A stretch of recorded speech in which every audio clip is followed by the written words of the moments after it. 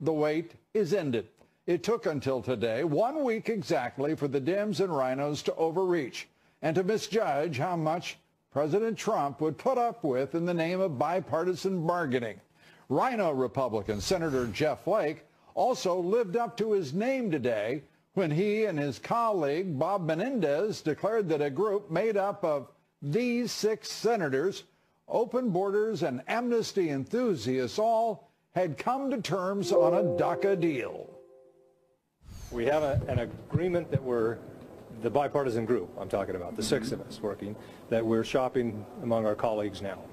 We don't want to release details until we talk to more of our colleagues. I think we have, among the 6 of us, an agreement in principle on all of the core issues. But is there an issue about getting that through a Republican House and a Republican Senate with just this small rump group? Well, I don't consider it a rump group. Okay. And we're in the midst of vetting it with other colleagues. Well, whatever you would call it, rump group seems entirely serviceable for 6 like-minded senators who've decided that being like-minded when they began, that they're like-minded now. Senator Menendez, who just 2 months ago was facing trial for corruption. The White House denied any deal on DACA. Here's Press Secretary Sarah Sanders knocking down Flake's nonsense. There has not been a deal reached yet. However, we still think we can get there, and we're very focused on trying to make sure that that happens. The president's been clear about what his priorities are in that process, and we're going to continue working with members of the House and the Senate, Republicans and Democrats, to make sure that we try to get that deal done. The negotiators looked especially foolish focusing on DACA while the border with Mexico is aflame. A record number of murders in Mexico, cartel violence raging throughout the nation. The U.S. State Department has now warned Americans that it's dangerous to travel to Mexico, and the State Department issued the highest warning for 5 states in Mexico, the second highest warning for all of the border states just south of our border. Border security and the wall are obviously a critical matter of national security, but the rhinos and the left wing of the Democratic Party, well, they're committed to ignoring it. And among our guests tonight, the Secretary of State of Kansas and candidate for governor, Chris Kobach, who says the DACA amnesty must end. Also tonight, President Trump keeping the pressure on North Korea, even as he continues the diplomacy that forced Kim Jong-un to the negotiating table with South Korea. The Trump administration concurrently ordering the U.S. Air Force to deploy 3 nuclear-capable B-2 stealth bombers to Guam, a frequent target of North Korea's threats. We'll take up the president's efforts to rein in Kim Jong-un with Fred Fleitz coming up. Our top story tonight, those 6 senators claiming they've reached a deal on DACA, raising these discussions to the level of a farce. Obama-era amnesty to protect young illegal immigrants from deportation. The so-called Gang of 6 is a really special bunch that you should know more about. Senator Jeff Flake isn't running for re-election because he wouldn't win. Senator Bob Menendez, as I said, was facing corruption charges just 2 months ago on trial. Senators Lindsey Graham, Dick Durbin, and Michael Bennet, well, you may remember those names because they're former members of the sad Gang of 8 group that was pushing amnesty, and luckily, futilely so. And Cory Gardner is a longtime supporter of amnesty. So you see, they had consensus before they even began. And they claim a consensus among a group of like-minded advocates of amnesty and open borders is just simply, well, it's sad, but at the same time hilarious. And will only now make a deal, I think, harder to construct. President Trump today rejected the bipartisan compromise with some colorful language in an Oval Office meeting. Fox News chief congressional correspondent Mike Emanuel live now on Capitol Hill with the latest for us. Good evening, Mike. Lou, good evening. As you well know, this is 6 senators saying they support this agreement, but it takes 60 senators to pass something in the U.S. Senate. So clearly there is plenty of work ahead. These senators have been meeting for 4 months, trying to come up with a compromise on those children who were brought to this country illegally by their parents. And they say they're working to build support now with their colleagues. We have no agreement with the president. We didn't go there to say, would you agree to this? This is our idea. Would you consider this? He challenged us to come up with an idea. And we've come up with an idea. But Mark Short from the White House said there is no deal. Majority Whip John Cornyn told reporters he welcomes his fellow senators' contribution, but this immigration issue is not going to be settled by just a handful of people. And a leading conservative said lawmakers will likely need more time to come up with a final deal. The president is willing to grant legal protections for this population of illegal immigrants in return for adequate security and ending extended family chain migration and ending the diversity lottery. There's no change to those parameters. However, top Democrats are trying to link addressing the status of those young people with budget and government funding talks, and the government runs out of money in 8 days. Speaker Paul Ryan has acknowledged another short-term continuing resolution will likely be needed. That way there won't be a partial government shutdown, and there will be time for negotiators to allocate money based on new spending caps. We're working with our counterparts on getting a cap agreement, but the appropriators will need time to be able to write an actual omnibus appropriations once a cap agreement is met. But there's no point in having another CR unless we have an agreement on DACA and on funding. That is leading some to make the case that Pelosi is pushing for a government shutdown over an artificial deadline on DACA. Lou? Mike, it certainly sounded like that is exactly what she's doing. Tying it directly to the funding talks is a dangerous thing to do, whether Republican or Democrat, right? No question about that. The Democrats feel like they have a lot of leverage because they feel like Democrat votes will be needed to pass a budget agreement and a continuing resolution to keep the lights on in the federal government. And so they're trying to use that leverage right now to try to force a DACA deal over the next 8 days. And so you've got this fundamental challenge ahead as lawmakers try to work out some of the fiscal issues by throwing a very complicated and controversial issue like immigration into the mix. Mike, thank you very much. Mike Emanuel reporting from Capitol Hill. Thank you. The left, the rhinos, are pushing what would be a disastrous deal. Senator Lindsey Graham and Dick Durbin now proposing to cut the visa lottery program by only 50%. The president wants the foolishness, the absurdity of a lottery, visa lottery, to end. The lawmakers are also trying to restore protections for Haiti, El Salvador, and African countries that have been removed from the so-called temporary protected status program. And their compromise would give the president a measly $1.5 billion for the border wall. The Dems and the rhinos, in fact, are insulting President Trump as he extended a hand to them to work out a deal that would work. In my opinion, the Dems and those rhino Republicans are being frivolous and hardly worth the president's time. Our first guest tonight says it's shocking that amnesty is even being talked about after the American people in 2016 made it perfectly clear we had elected a president whose top issue on the campaign trail was all about the wall and no amnesty.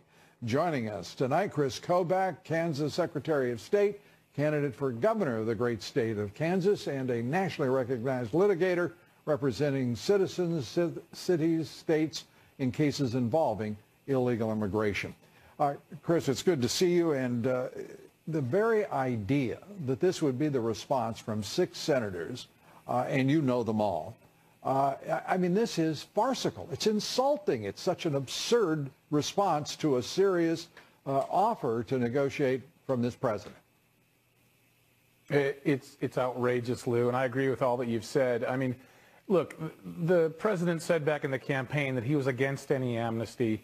I think regular watchers of your show know that amnesties are bad policy. They're very damaging to our country. If you look at the DACA amnesty, people talking about it as if this is an amnesty for some kids. Now, the average age is 24. These are illegal aliens in their 20s and 30s. We would be legalizing almost 1 million of them to compete against our kids. And our Americans in that age group have a 9% unemployment rate, and the underemployment rate, that is people who don't have a full-time job or have no job at all, is 34% for those in that age group who lack a college education, which is 2/3 of them. So our kids, our Americans in that age group are struggling. And to legalize this contingent of DACA aliens to compete against their own is bad policy. So we would only consider that. I would only consider that. And you've never heard me say I ever would think an amnesty would be okay. If it was guaranteed, if that's all it was, no additional bells and whistles on that amnesty. But there were a lot of law enforcement things to counterbalance it. And I think in addition to what the president mentioned on the Tuesday meeting, you've also got to have mandatory E-Verify nationwide, which is basically what the Goodlatte bill does. It does the three things the president asked for plus E-Verify. If you do all that, yeah, then maybe we could stomach the bad policy of an amnesty. Well, the president, to his great credit, brought in Bob Goodlatte, the chairman of the Judiciary Committee, author of the bill that you referenced, and Senator Tom Cotton. But against the backdrop of those six senators, I cannot tell you how disturbing it is that they would try to run a game so insulting to the President of the United States, whether it's his name is Obama, Bush, or Trump. That's an insult to the office. It is disgusting that they would even play that kind of game. Yeah, the starting position should be what the president laid out at that extraordinary Tuesday meeting. It should, for these six guys to go off and say, hey, we'll take a souped-up DACA amnesty with a bunch of additional amnesties tacked on, and we'll give you a tiny morsel, Mr. President, of what you asked for. It is insulting, and it just kind of shows how far off to the left these individuals are. And Dianne Feinstein sitting across from the president last Thursday, saying suddenly, well, you know, Mr. President, we got a great deal for you. We'll take a clean DACA bill, giving us the left and the establishment right, everything that we've asked for, plus we'll give you comprehensive immigration reform, which is what the same group have demanded for the past 12 years. I mean, it's just extraordinary. It really was, and it just shows you. I think to a certain extent, Senator Feinstein had maybe been encouraged by some of the Republicans in the room saying, "Oh yeah, we want to do DACA. We've got to do DACA." But my point, Lou, is we don't have to do DACA. It's bad for our country, and we would only consider doing it under circumstances where it was a very good deal for the American people. And those six senators you've been describing, that deal doesn't even come close being anything good for America. And this president has put forward the Trump doctrine, which is America first. Absolutely. How those six senators could even imagine they could sell such nonsense to the president is beyond me. Chris Kobach, as always, good to see you. Thank you.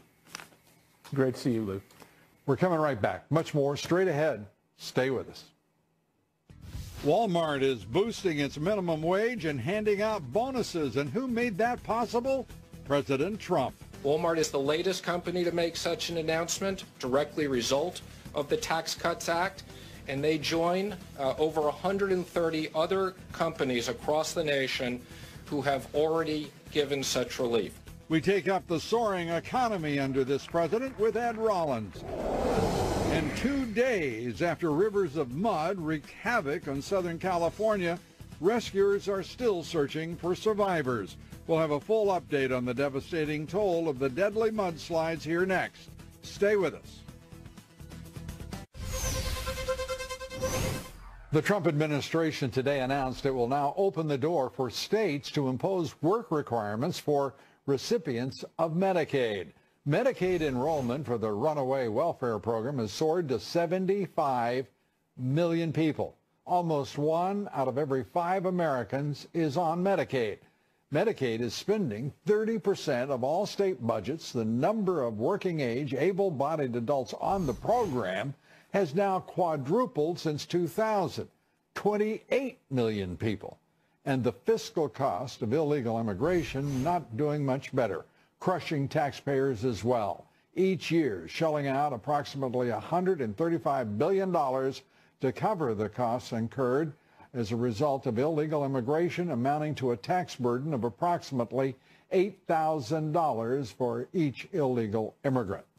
California Senator Dianne Feinstein offering up one of the weakest rationalizations, explanations ever for endangering a congressional investigation, saying that she leaked the transcripts of Fusion GPS founder Glenn Simpson's testimony behind closed doors without the approval of the Senate Judiciary Committee Chairman Chuck Grassley for a very simple reason.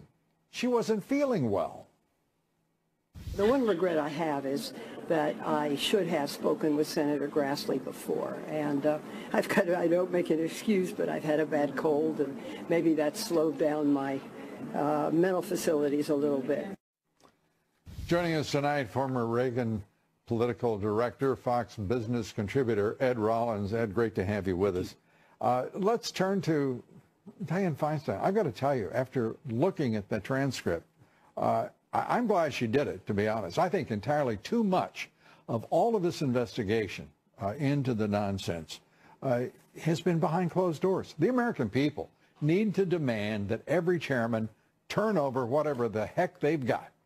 I couldn't agree more. I mean, I think the whole premise of having hearings that are open to the public is to let voters know what's actually going on. And so much of these things have been behind closed doors, witnesses behind closed doors.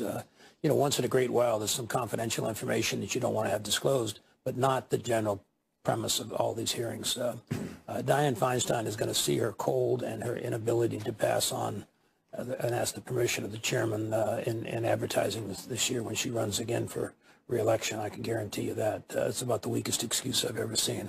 I had a cold, so I couldn't. And she'd been the chairman of the committee, so she knows how important it is for the chairman and her. Well, let's be honest. She wasn't really very much of a chairman. I mean, for crying out loud, John Brennan, then the head of the CIA, under President Obama, spied on the Senate Intelligence Committee, chaired by Senator Feinstein. She didn't do a thing about it. I didn't say she was a good chairman. I simply stated she was the chairman, so she understands the rules and the regulations. I took it a little farther. Yes, you took it correctly. As I often do. Further, yes. Often do. Let's go to this bull with these 6 senators, 3 rhinos, and 3 left-wingers. And the next thing you know, they've reached consensus on, of all things, illegal immigration and specifically DACA, and had the effrontery to stand before cameras and talk about Menendez and Flake, about what a great accomplishment they had made.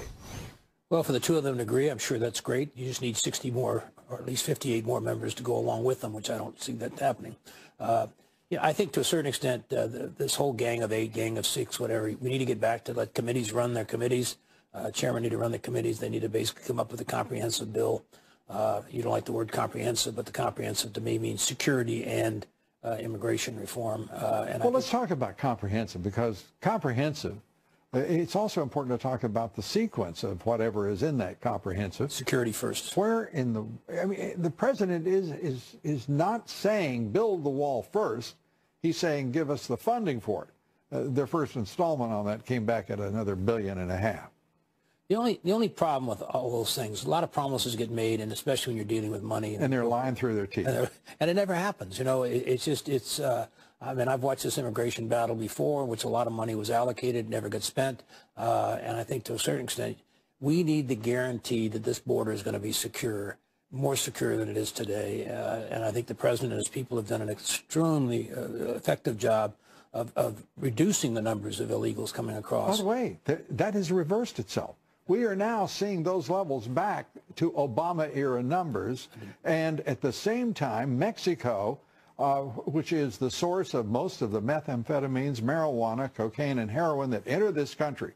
And this president, to his credit, the law and order presidential candidate and the man who has brought the opioid crisis to attention on the campaign trail, I mean, it is the border with Mexico, as I said earlier, is aflame. It is filled with violence, corruption, and they're talking about so-called dreamers. Well, there's a war going on that border, and there's been more people killed on the other side of that border in the last couple of years than was killed in the whole Vietnam War. So, I mean, I think the wall is important. I think the security is more important than anything else. Then how do you explain they're talking about DACA? You know, DACA is the passionate issue that Democrats can go out and say the poor and the disadvantaged and what have you. And as I said last night, they're always about increasing. I think the reality is these young people came in the country illegally, and they basically need to be dealt with as illegals. And they may benefit long term, but short term they need to be treated like everybody else. Ed Rollins, as always, good to see you. Thanks.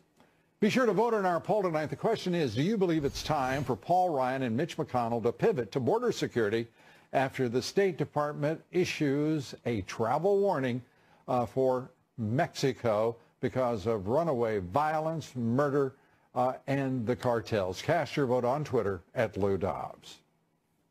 Follow me on Twitter at Lou Dobbs. Like me on Facebook. Follow me on Instagram at Lou Dobbs Tonight. Rescue efforts continue in Southern California, where 17 people were killed. 8 are now missing following a series of deadly mudslides.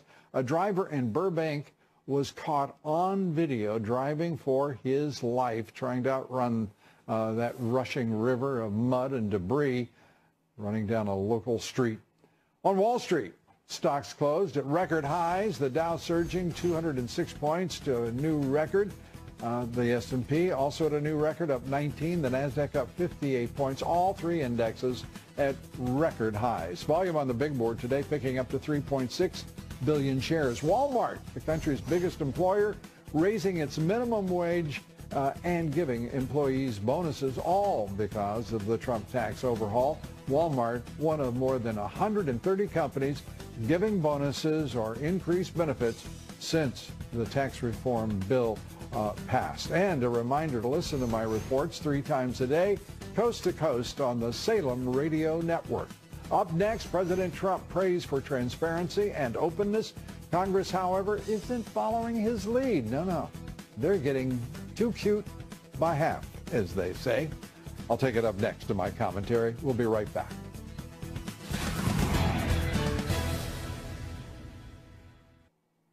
A few thoughts now on the strange nature of this Republican-led House and Senate. Lawmakers delivering a big victory for the president and the American people on tax reform, but it was legislation crafted largely behind closed doors. Futile congressional efforts to repeal and replace Obamacare took about 10 days of public activity. Didn't work. Of course, McConnell in the end just didn't deliver. On the reauthorization of FISA, Congress held a couple of meetings, one of which was completely derailed about questions about the Comey firing and the Russia collusion probe. As for DACA, just one hearing.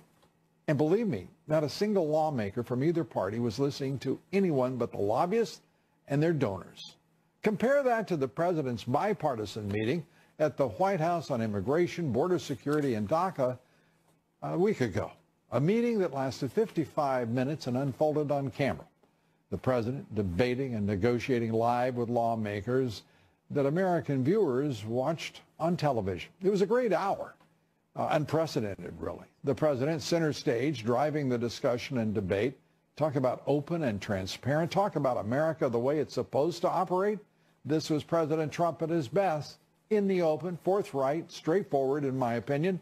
And now Speaker Ryan, Senate Majority Leader McConnell, and the Dems, like Schumer and Pelosi, can decide whether they would like to join the president in an historic opportunity to bargain in full view of America, in the interest of the nation, and set aside so-called special interests, or have Pelosi and Schumer, Ryan and McConnell live for too long in the swamp, now unable to find a path to serve the nation instead of the lobbyists and the special interests who dominate the swamp.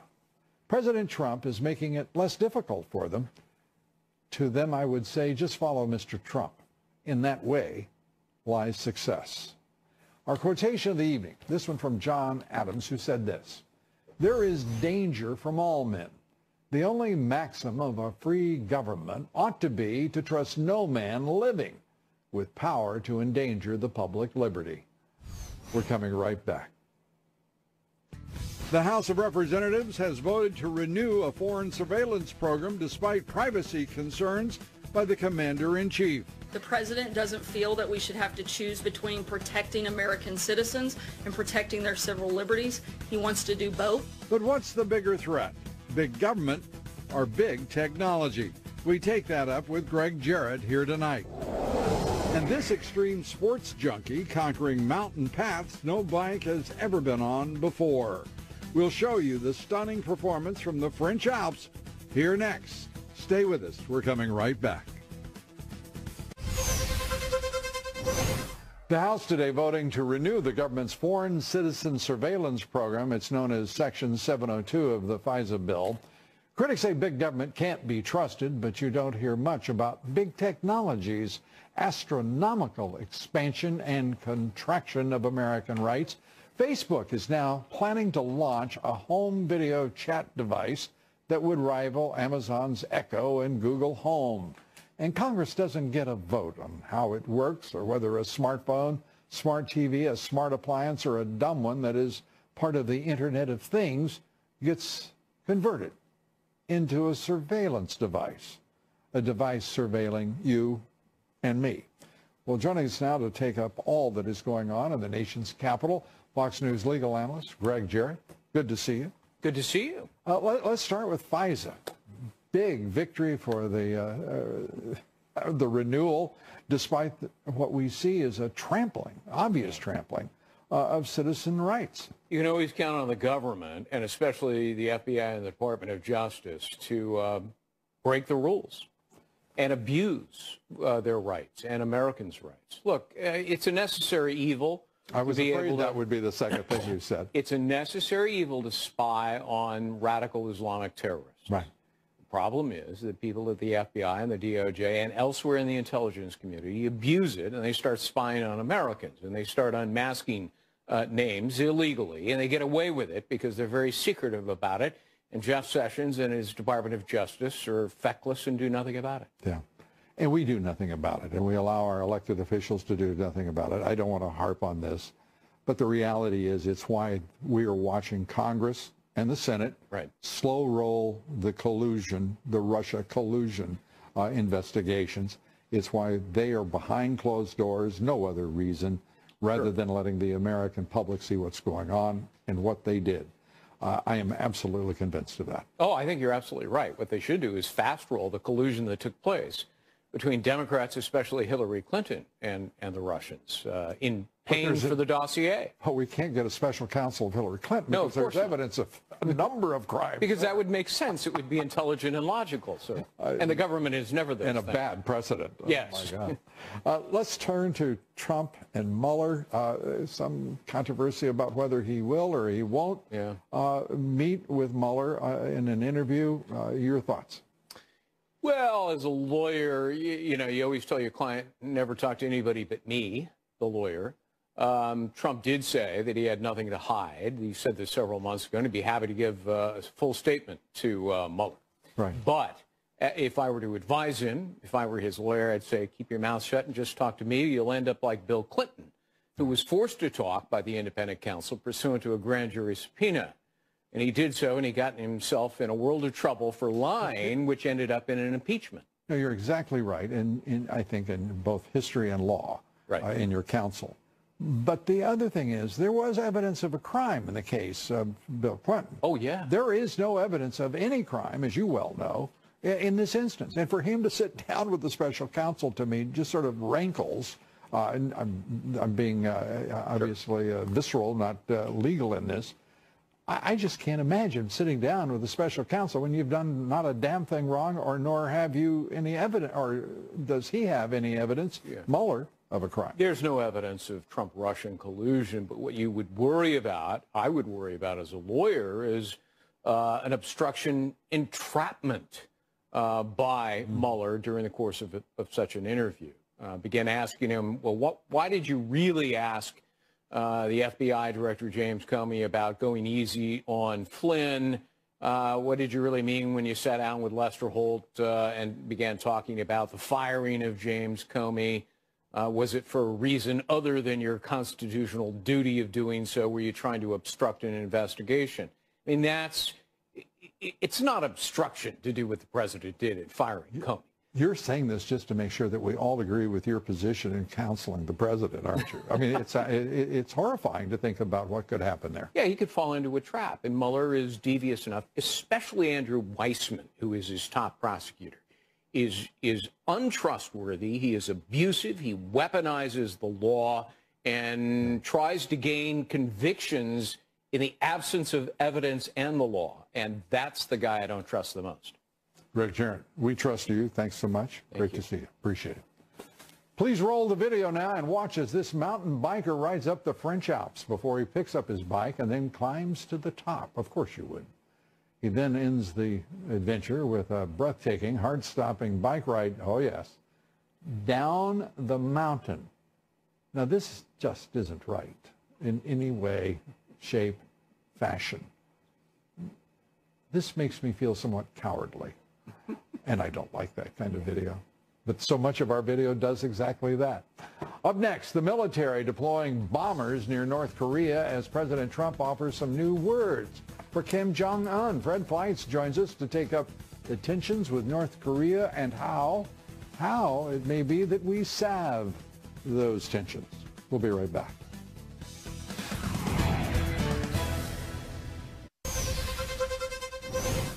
The U.S. Air Force has dispatched 3 B-2 stealth bombers and 200 air personnel to Guam. The deployment puts the nuclear-capable B-2s within 3,500 miles of North Korea, just days after talks were held with South Korea and Kim Jong-un's regime. President Trump also signaling he's open to talks with Little Rocket Man, as he once called him, telling the Wall Street Journal, quote, "I probably have a very good relationship with Kim Jong-un. I have relationships with people." The president declining to comment on whether he's talked with the North Korean leader. Joining us now is Fred Fleitz, Senior Vice President at the Center for Security Policy, former Chief of Staff to Ambassador John Bolton. And Fred, it's great to see you. Let's start with the B-52s. It seemed a little odd in the context of the Olympics and all of the apparent, ostensible advance in the relationship between North and South Korea and presumably the United States to see suddenly the dispatch of these B-2s. Hey, Lou, it's great to be here. Well, the president is sending an important message to Kim Jong-un, and the message is, talk all you want, talk is good, but I'm not letting up the pressure. You have to denuclearize. And, you know, I think these talks are a good thing because as long as the North Koreans are talking, they're not testing nuclear weapons, they're not firing missiles, but the president is sending a message. The fact that you're talking doesn't mean we're going to let up the pressure. And another area where pressure has not been applied at all by any administration save this one, and that is in reluctance to certify the Iranian nuclear deal. The president seems, well, perplexed by Iran, and we seem to be trying to find our footing there.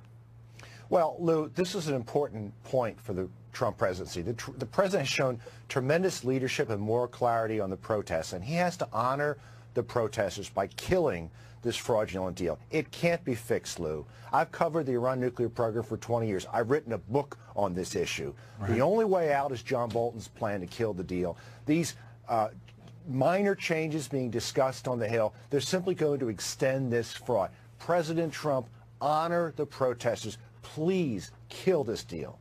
Reports that General McMaster, the National Security Advisor, is working hard along with other members, some other members in the administration, trying to save it.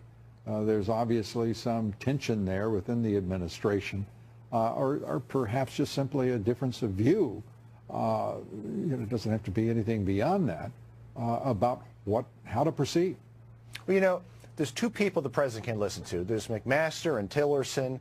They've been against the president's Iran policy from his first day in office. They tried to prevent the president from decertifying the deal last summer. Right. Then there's John Bolton, who has always been with the president on this issue and has a plan to get out of the deal. It's a no-brainer, Lou. Side with Ambassador Bolton. That's the way to go. And as far as Iran is concerned, it seems, and I say seems, to have ratcheted down its expansionist aggression in the region, in the Middle East. The status quo ante seems to be what we're looking at. What do you make of it?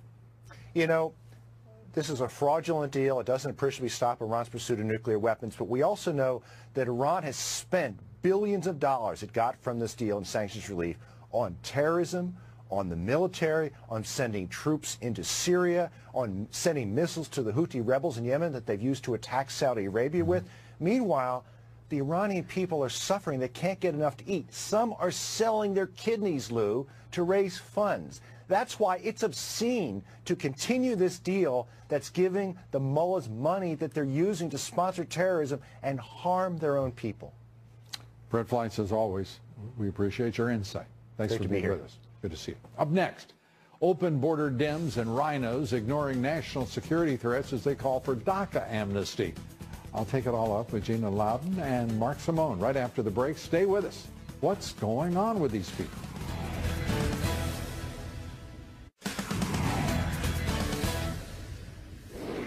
In our online poll, we asked, do you believe the future of DACA should be in the hands of President Trump and Congress, not activist left-wing judges?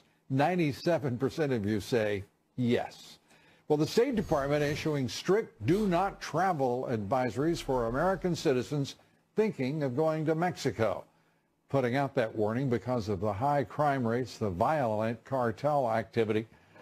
These 5 states, one of which shares a border with the United States, now elevated to level 4 status, the highest level of threat.